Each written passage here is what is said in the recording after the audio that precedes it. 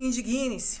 Esse é o título de um famoso ensaio do escritor francês Stéphane Hessel, publicado em 2010, sobrevivente aí de Buchenwald. Hessel defende a ideia de que a indignação é o fermento do espírito de resistência. A falta de indignação pela maior parte da população brasileira frente aos acontecimentos no país é digna de uma certa alienação mental, do derrotismo covarde ou ainda de uma lacuna histórica que nos impossibilita aí distinguir o certo do errado. A mídia tradicional, aliada à politicagem estabelecida, acusa Bolsonaro de fascista, de nazista e de estar tramando um golpe. Enquanto isso, aceitamos que Lula seja inocentado por uma tecnicidade, um tribunal composto aí em sua grande maioria por ministros nomeados pelo PT. Lula foi transformado por esse tribunal em um mártir político e não reconheceram sua indiscutível culpabilidade por corrupção, formação de quadrilha e enriquecimento ilícito. O Brasil se tornou, pelas mãos do STF, cúmplice desse ato de peculato. Em qualquer país minimamente republicano e com uma justiça cega, o PT teria seu registro cassado, seus membros receberiam uma pena exemplar e seriam impossibilitados de concorrer a qualquer cargo público. Até Obama se indignou. Escrúpulos de chefão do crime, corrupção bilionária. Indigne-se. A aliança com Lula por aqueles que batiam no peito para denunciar os crimes do PT é algo absolutamente surreal e digno dos melhores momentos de Maquiavel. Só que não estamos mais no século XVI. A história de lá para cá nos ensinou muito sobre essas atitudes e suas consequências nefastas para o povo. Eles deveriam ter vergonha de surgir aí com uma aliança com Lula nas eleições de 2022. O PSDB, que tanto lutou contra Lula, deveria ter vergonha. Em memória de Franco Motor, FHC deveria ter vergonha. Em memória de Tancredo Neves, Aécio Neves deveria ter vergonha. Em memória de Ulisses Guimarães, o Congresso Nacional deveria ter vergonha. Será que eles são capazes de sentir vergonha? Que país é esse? Estamos deixando aí um péssimo legado aos nossos filhos e netos, aceitando que os criminosos delatados com fortes provas, inúmeros empresários e membros do PT, seja livrado aí pelo STF. Como podemos dormir aceitando que todas as provas do crime foram simplesmente jogadas para baixo do tapete na frente dos nossos olhos? Como os jornalistas Reinaldo Azevedo e Marco Antônio Villa conseguem se olhar no espelho quando por anos foram a voz da resistência contra o PT e agora se tornam colaboracionistas?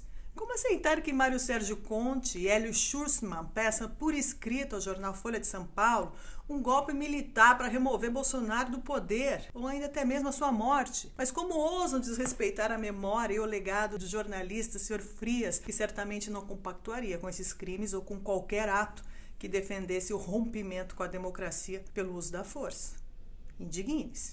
Vivemos um período perigoso, aceitamos um pacto com Fausto em nome de um tal de bem maior. A história nos ensina que tudo que começou em nome de um bem maior se transformou numa catástrofe autoritária que somente beneficiou aí um punhado de privilegiados e prejudicou a sua grande maioria. Cada vez que políticos disseram que o fim era justificado pelos meios, o resultado foi a evaporação da liberdade e milhões de mortos. Indigne-se. A liberdade de expressão deveria proteger o livre pensar. Entretanto, o STF julgou que pensamentos que defendem crimes precisam ser punidos no rigor da lei. Pois bem, enquanto assistimos sem nenhuma indignação à prisão de jornalistas e deputados por crime de opinião. Nenhum desses jornalistas da Folha de São Paulo foram incomodados por opiniões claramente antidemocráticas e até criminosas. Como pode isso acontecer? Por que não há indignação? Será que já estamos totalmente adestrados aí, escravizados e alienados? Não temos mais o poder de nos indignar e de lutar pela nossa liberdade, pela nossa democracia? Indigne-se. Quando o PT estava no poder, nenhum jornalista pediu a morte do presidente ou um golpe militar para removê-lo do poder, apesar dos escândalos de corrupção e dos crimes. Por que aceitamos isso contra Bolsonaro, eleito democraticamente por 57 milhões de brasileiros? Claro que podemos discordar de Bolsonaro ou de Lula, mas o debate público, democrático, republicano e dentro da lei tem que ser defendido por todos nós. Qualquer coisa contrária deveria ser punida pelo rigor da lei e pelo STF. Mas o que vemos há um ano é exatamente o contrário disso tudo.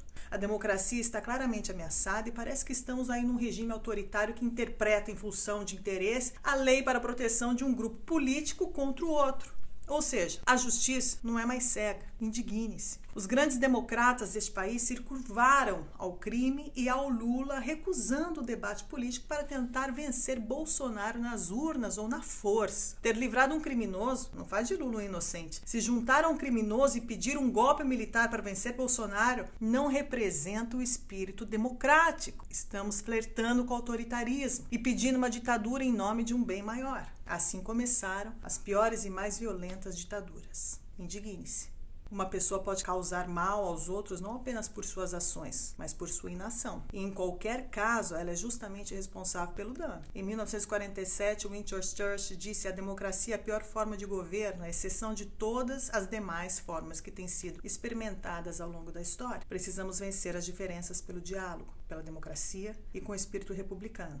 Precisamos nos indignar quando tentam forçar nossa mão, especialmente aí quando esses falsos democratas estão claramente na busca desenfreada pelo poder. Precisamos respeitar a opinião e a fé daqueles com quem não concordamos e não zombar da fé em Jesus, como faz de novo Mário Sérgio Conte, na Folha de São Paulo, numa coluna de Páscoa.